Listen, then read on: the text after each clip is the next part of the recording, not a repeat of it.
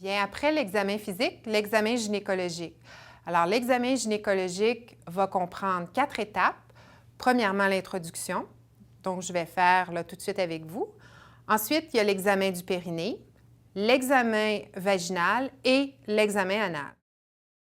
Alors, on est ici à l'introduction de la première partie de l'évaluation gynécologique, l'évaluation périnéale. Alors, cette évaluation-là comprend 4 étapes. Une observation générale des structures périnéales, des tests de sensibilité, de douleur et de tension. Ensuite, on aura une composante examen neurologique et finalement, une composante examen lors de l'effort, donc des tests d'effort. Alors, pour faire l'examen du vestibule, on va utiliser un Q-tips comme ça. Et le vestibule, ça se trouve à être la région qui est l'entrée du vagin, si vous voulez, donc à l'intérieur des petites lèvres et à la jonction de l'hymen. Avec notre Q-tips, on va venir faire des pressions à partir, si on avait la cavité vaginale comme une horloge, à partir de 3 heures jusqu'à 9 heures.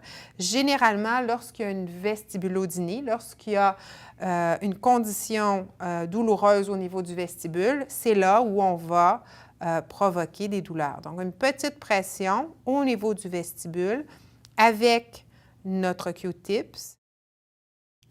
On passe maintenant à la deuxième étape de l'évaluation gynécologique, qui est l'évaluation par voie vaginale. Alors, je vous introduis maintenant cette évaluation-là. Cette évaluation-là va comprendre différents points.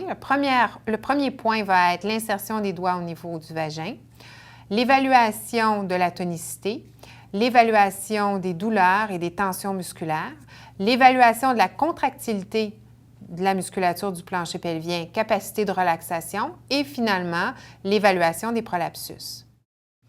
Donc, une fois qu'on aura vérifié la tonicité, qu'on aura vérifié aussi les points de douleur, on fera l'évaluation de la contractilité en utilisant l'échelle Perfect de Lecoq.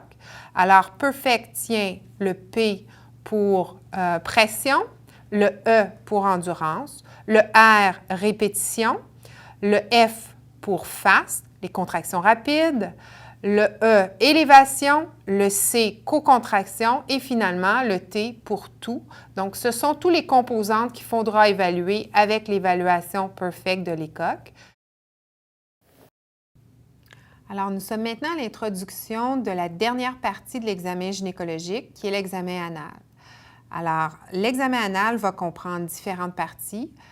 Premièrement, l'évaluation de la sensibilité, l'évaluation de la tonicité, de la contractilité et de la relaxation, l'évaluation des prolapsus et on ajoute ici l'évaluation d'une structure osseuse qui est en conséquence le coccyx.